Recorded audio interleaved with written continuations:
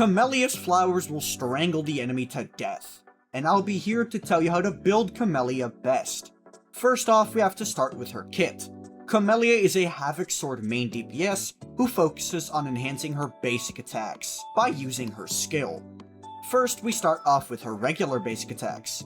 They're nothing special, as you will not be using these in regular gameplay.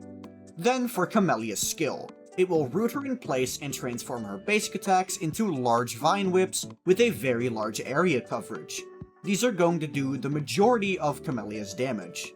While in this state, Camellya is unable to move regularly and is forced to use dodges to move.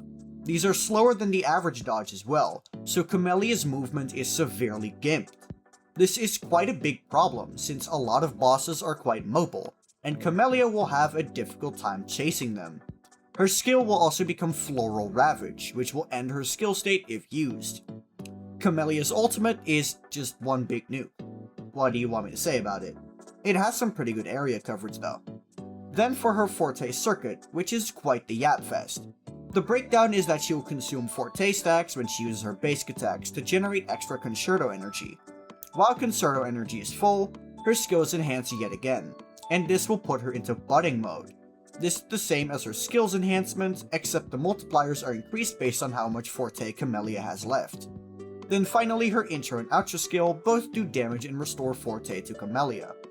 Her first inherent skill will give her 15% Havoc damage bonus, with the second one giving 15% basic attack damage and interruption resistance in her skill state. Since most of the scalings are within her skill, that is the first thing you level up. Next up is her Forte Circuit for its nuclear bomb, and then finally her Resonance Liberation.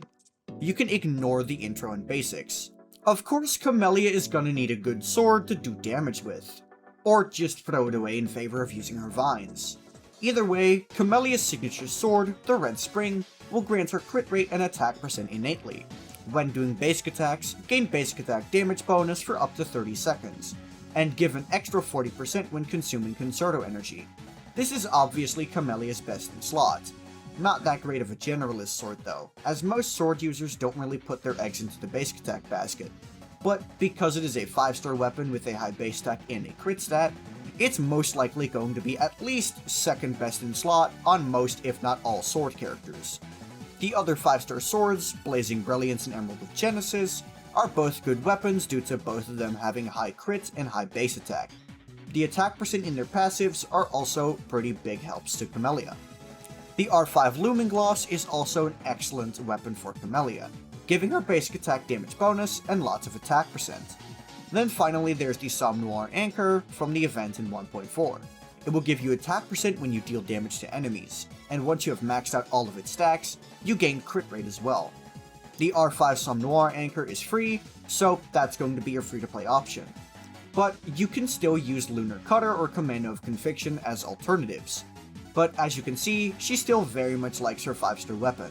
But what else is new? Her F2P alternatives are better than for most characters anyway, so I'd say she's pretty friendly.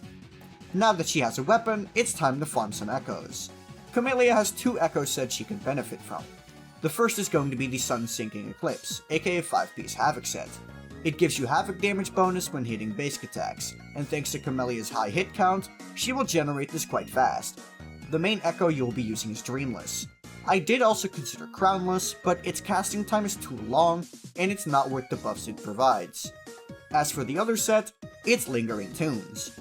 It will generate attack percent over time, and since most of Camellya's damage is in the later part of her rotation, the backloaded nature of this set is fine. You will want to use Mech Abomination as the main echo here. It has no casting time and gives Camellya a good attack percent buff. They are so close together that it's honestly just up to whatever has better pieces. They're also both efficient to farm, with Eclipse being paired with Moonlit Clouds and Tunes being paired with the Jinshi set. Camellya does not have EO requirements. She's able to generate all the energy she needs to on her own, so just try to maximize crit, attack percent, flat attack, and basic attack damage.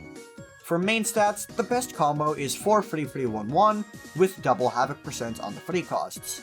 If you cannot achieve that though, using an attack percent main stat on one of your free costs is fine too. Otherwise, you can just do the classic 4-4-1-1-1 with crit rate and crit damage on your 4 costs. Now that Camellya is fully built, it's time we look into teammates. Camellya is a primarily basic attack character, so it would be a no-brainer to add Sanhua as the first character into the team. Her Ultra skill can amplify Camellya's basic attack damage by 38%, a downright absurd amount. Sanhua also has an incredibly low field time, one of the lowest in the entire game, making her a near-perfect support.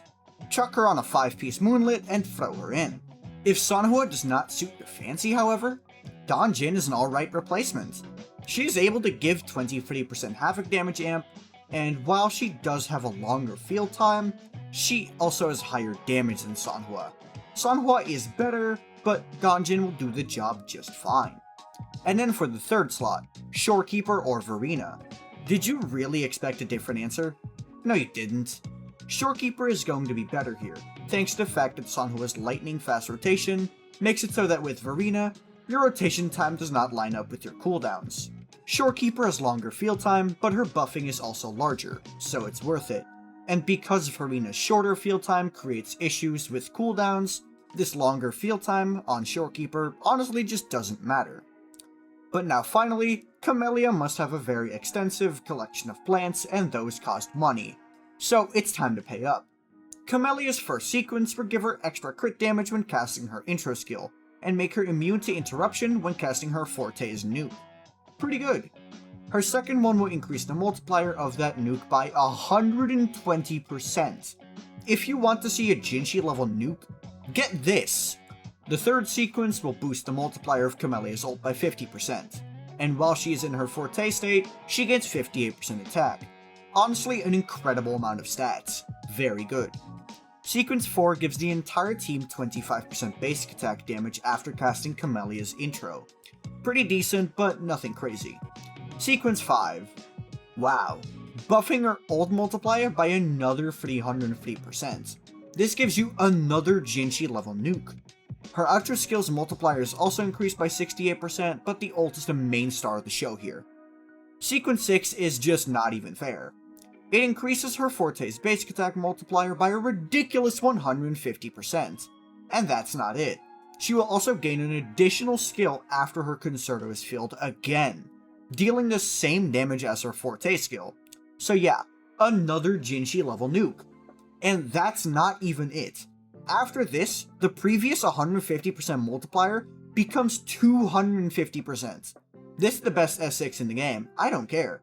The competition with Jinshi is pretty close, but I think Camellya wins out here because she just has more consistent damage, and she is capable of extending her rotation far longer than Jinshi is. Camellya is for sure going to introduce Wuthering Waves to damage heights we have yet to see in the past, but she has a price. She definitely is not as easy to use as Jinshi or Qian, but her damage makes up for it. She's an incredible DPS who will serve you well once you get past her flaws. I hope you'll learn something from this guide. If so, like the video and subscribe to the channel. If you still have additional questions, you can leave a comment. But a better way to reach me would be through my Discord or my Twitter. Both are linked in the description. But that'll be all from me. Peace.